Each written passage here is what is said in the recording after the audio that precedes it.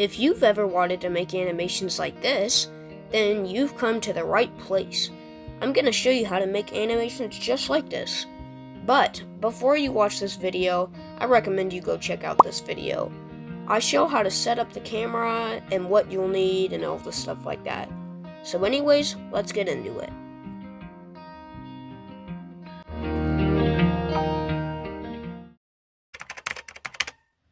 So when you first open up the app, you're going to want to click on New Movie.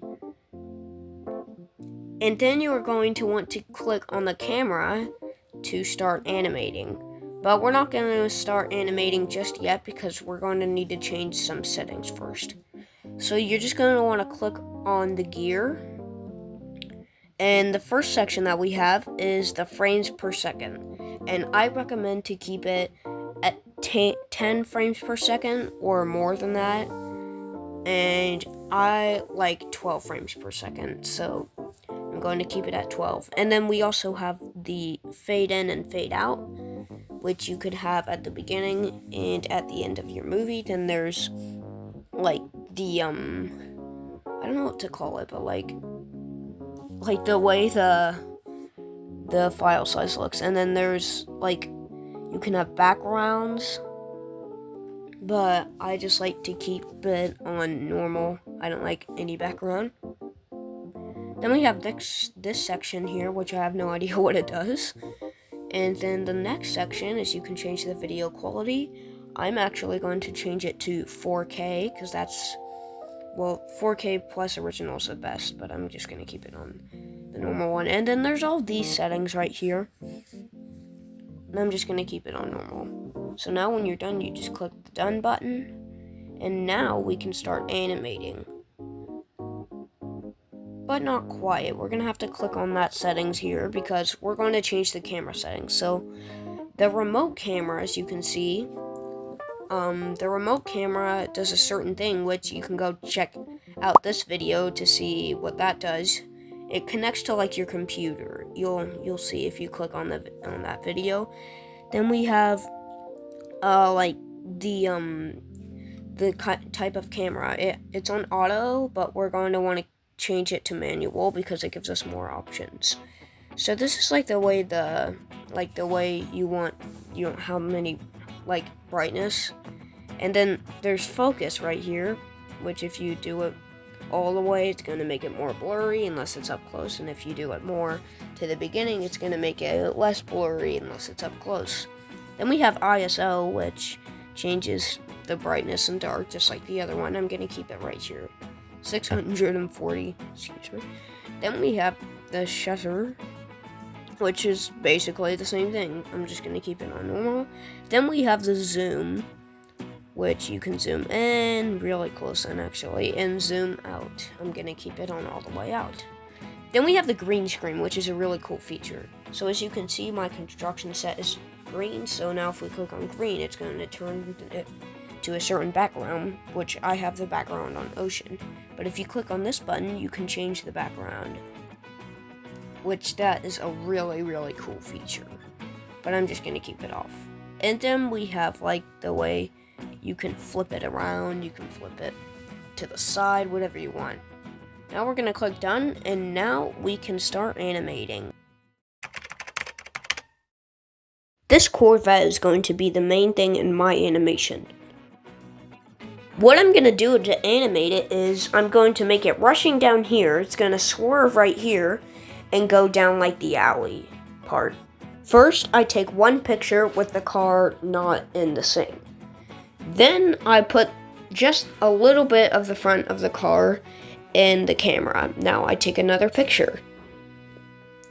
Then I just keep moving it a little bit more, and I just keep taking more and more pictures as I move it.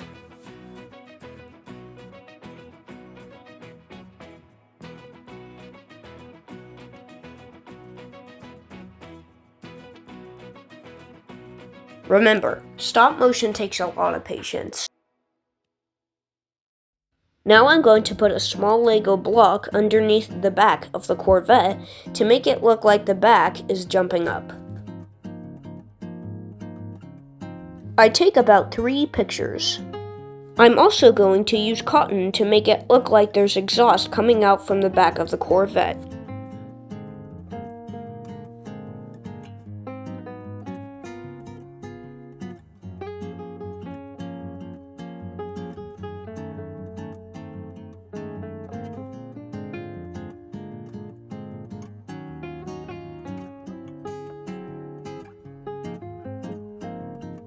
Now I can take the exhaust or the cotton out of the scene.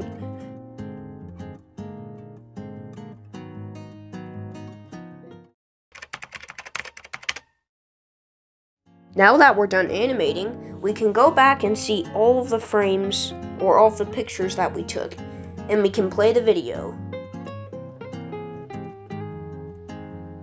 That's my video. It looks really cool, doesn't it? I feel like it doesn't go fast enough, so we're going to change the frame rate to a higher frame rate. That's much better. The lower you have the frame rate, the slower the things in your movie are gonna move. Like, see? Watch this. See, that looks horrible. So I recommend you keep it at 10 frames per second or over. 14 is a pretty good frame rate for me. So now we can edit the frames if we want, just simply by clicking on the frames. And we get this whole menu. So the insert camera button is just going to put the camera there so we can take pictures, and then I'm just gonna send it back to the end. So I'm gonna rewind it back to the very first one, and we have the pause button, which makes the frame in the video last longer. And since it's at 14 frames per second, I'm gonna change it to 14. So that means we have 1 second of that clip, or of that picture, sorry. The second option is audio, which is like sound effects, recordings, songs, and like things that you've downloaded, like audio you've downloaded. But sadly, this only works on UCut Pro, not UCut Pro, Stop Motion Studio Pro, which is the version that I have. Yeah, those are all of the sound effects that I've downloaded and all of the songs and all that stuff. And the next option is we can double click on the frames and it will turn it to whatever that is, and you can double click it again to turn it back to normal. The next option is edit, which it brings us to a whole another section, and we have the plus sign. We can add texts to this one frame. You can type in whatever you want, then you can click format on the top, change the style, and you can change the color and all that stuff, but I don't want a text here, so I'm gonna delete that. And the next thing is add drawing, which you can add drawings to the frame, but I don't want that. And oops, I better get my, oh my gosh.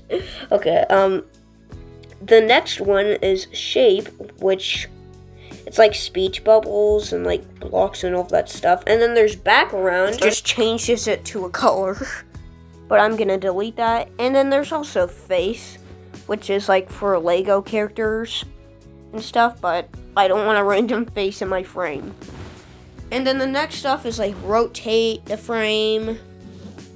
It's pretty cool. And there's a bunch of other options. I'll let you figure those out. And yeah, that's what the edit section does. And our next section is erase, which you can erase things that you don't want. And we don't have a frame selected, so I'm going to select the frame with the car. So if we choose a frame with the car and we erase it right here, it's going to actually put the car there instead. But yeah, it's kind of complicated, but I'm sure you guys can figure it out. I'm just gonna undo all that because that's kind of random in my frame. And the next option is merge, which I have no idea what that does. Then we have select, which selects a bunch of frames. There's cut, which I think that just deletes it. There's copy and paste. There's reverse, which I have no idea what that does. And then there's delete, which is I think it's just the same thing as cut. Then we have the plus sign over here, which you can add like actual photos, but I don't have like the notifications for that turned on. Then there's like titles and credits, background, speech bubbles, all that stuff. I love adding this at the beginning of my movies.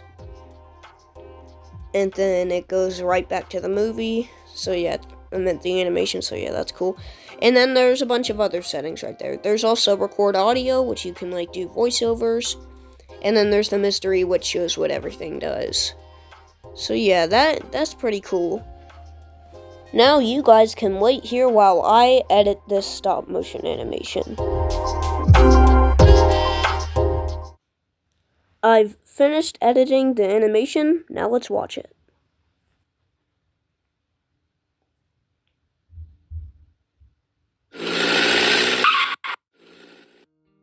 So I hope you guys enjoyed this tutorial on how to make animations with Stop Motion Studio.